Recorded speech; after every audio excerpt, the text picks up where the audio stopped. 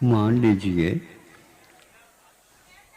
आप कोई कार्य करने में व्यस्त थे और वहीं पर कैसा लग गया पता नहीं, तो आग लग गई और अब आग को बुझाना आपका परम कर्तव्य है।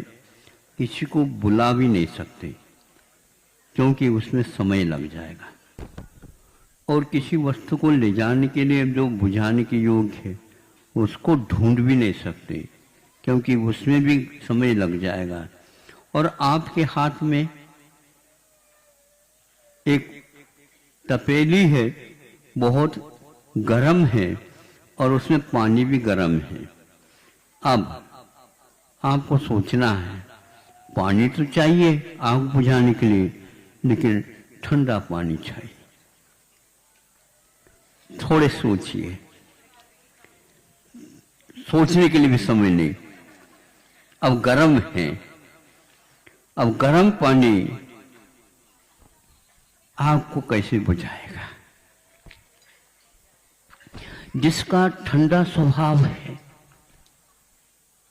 वह तो बुझा सकता है, और जिसका गर्म स्वभाव है वो कैसे बुझाएगा और गर्म बना देगा। आप सुन रहे हैं? आपकी नाड़ भी हिल रही है। हमने समझ लिया कि आपको रहस्य ज्ञात हो गया।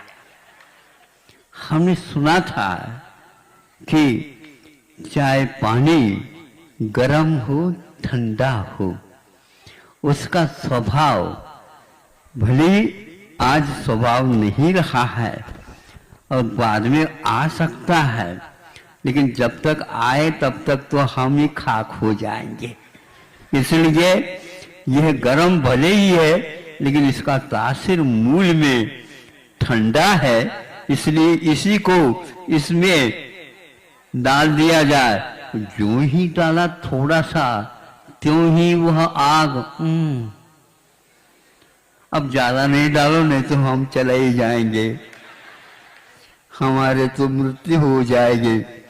पानी कहता है ध्यान रखो, मैं भले ही गर्म हो गया है लेकिन मेरा स्वभाव गर्म नहीं है, अग्नि के संयोग होने से ऐसा हुआ है, नहीं समझे? इसलिए मेरा स्वभाव तो ठंडा ही है। चाहे मैं गर्म भी हो जाऊं तो मैं स्वभाव के अनुरूप ही कार्य करता हूं, बुझाना मेरा कार्य है। अब आग लगी है चारों ओर, आपको देखना है क्या करना है। पानी है कि नहीं आपके पास? है? अरे आंखों का पानी भी बुझा दो तो भी बुझा देगा, ध्यान रखो। हाँ, हम भक्ति करें, भगवान की भक्ति करें, राग पूर्वक करें, इसमें कोई बाधा नहीं है। पुण्य फला अरहंता है। अरंत भगवान बिना कुछ कहे कह रहे हैं कि मुझे तो ये पद मिला है, वह कर्म की निर्जरा से नहीं, पाप कर्म की निर्जरा से और पुण्य कर्म की वृद्धि से मिला है। ये आगम है, ये सिद्धांत है और अध्यात्म प्रिय कुंद कुंद आचार्य की घोषणा है। आपके पास राग है, आपके पास द्वेष है, आपके पास कषाय हैं, ये सब आपके काम में आ सकते हैं कर्म निर्जरा के कारण में। क्या राग ये भी एक कषाय तो है, लेकिन ध्यान रखना यह कषाय संसार की वृद्धि का कारण है।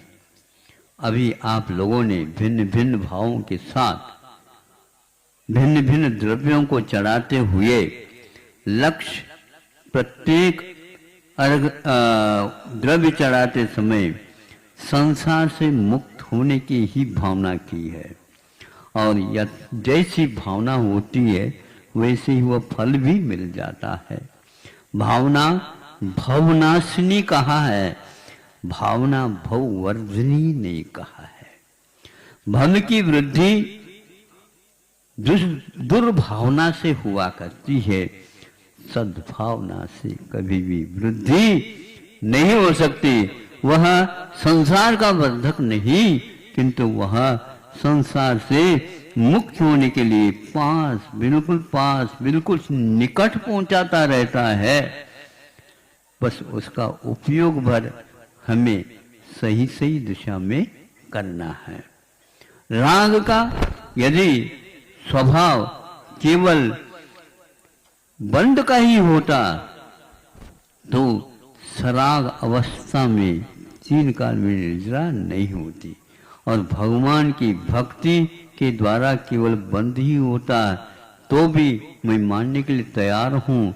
इधर पुण्य का बंद होगा, और वो पुण्य का बंद ही बता रहा है, यह पाप की निर्जरा भी उस समय कर रहा होता है। यदि ऐसा नहीं होता तो यह सिद्धांत गड़बड़ में आ जाता।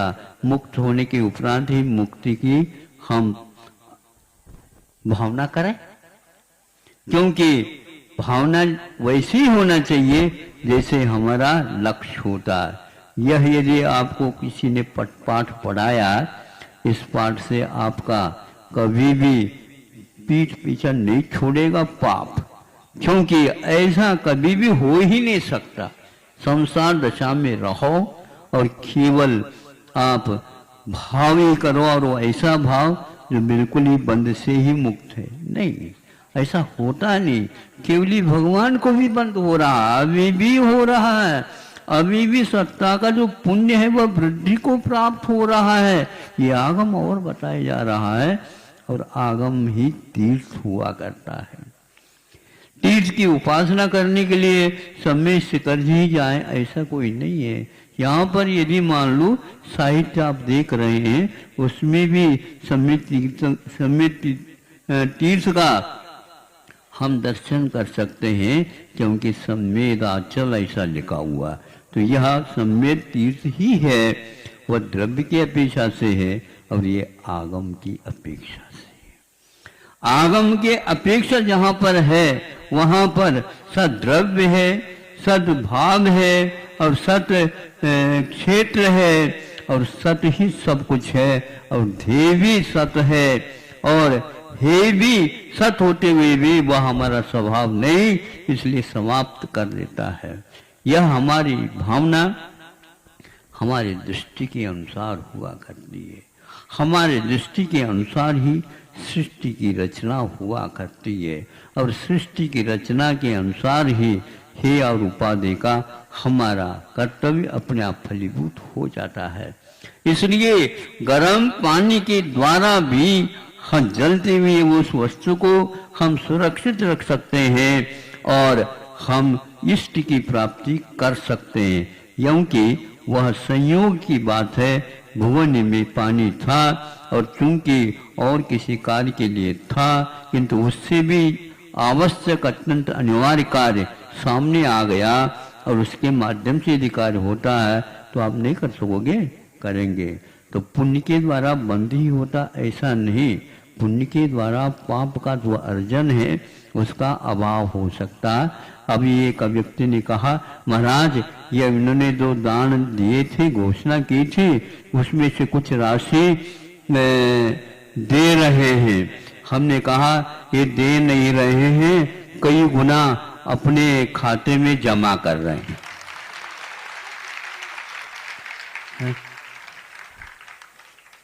ताली जिन्होंने बजाया उनको भी इसी प्रकार का कार्य कर लेना चाहिए।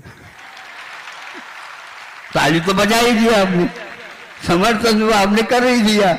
जिन्होंने दिया है उन्होंने दिया नहीं है, वो सोच समझ करके उन्होंने इस कदम को उठाया है। नहीं, हम देने के पक्ष में नहीं है, हम बिल्कुल लेने के पक्ष में है ना। ये देना नहीं, ये यहाँ पर जमा कर देना। आप अपने ही नाम से जमा कर लो, कोई हाथ भी नहीं लगाएगा, लगा सकेगा भी नहीं।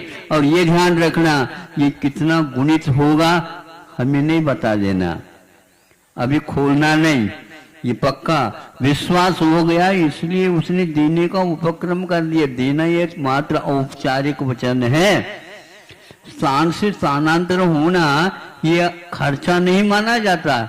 नहीं समझे, स्थान से स्थानांतर कर देना खर्चा नहीं माना जाता। एक बैंक से दूसरे बैंक में स्थानांतर हो गए ना, नाम तो हमारा ही रहेगा, क्योंकि जिसका है उसका उसमें रहेगा।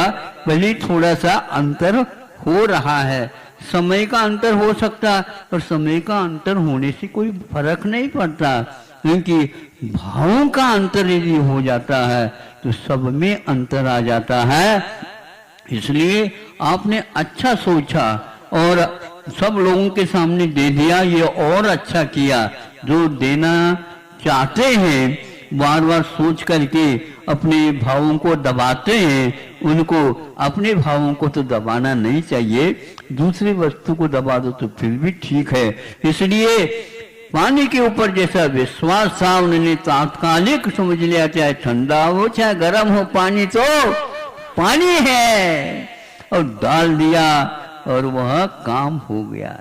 और क्या सोच रहे हो, आत्मा का स्वभाव वीतरागता तो है, लेकिन वीतरागता की भक्ति भी राग के साथ हो करके भी उसका भी स्वभाव कर्म की निर्जरा करने की है। लेकिन महाराज पुण्य का बंध भी तो हो रहा है, तो पुण्य का बंध हो रहा है इसलिए पाप की निर्जरा हो रही है, और वह भी निर्जरा के लिए ही कारण है, बंध के लिए कारण नहीं है। पाप के अस्तित्व को जब तक वह हटाएगी नहीं तब तक वह पुण्य भी अपना स्थान छोड़ेगा नहीं, बढ़ता जाएगा और आपकी रक्षा होती जाएगी। ऐसी पंक्तियां आगम में लिखी गई है, बहुत अच्छा है। समय आपका हो गया, 5 मिनट ज़्यादा हो गया, रहने दो। आज तो नहीं, संडे नहीं, रविवार है। अभी कहा था ना, कोई ब्रह्मचर्य कही थी, इंग्लिश पढ़ करके आइए, बोलो। गांव में रहने वाले ब्रह्मचारी तक इंग्लिश बोलने लगे, प्रभाव तो पड़ता है, लेकिन कम से कम अभी जो कहा है उसका भी तो ध्यान में रखो। यह देश जो है भारत देश है, इसलिए भारतीयता ही होना चाहिए। मेड इन भारत ये कहना भी गलत है, ये भारतीय निर्माण है। अहिंसा परमो धर्म की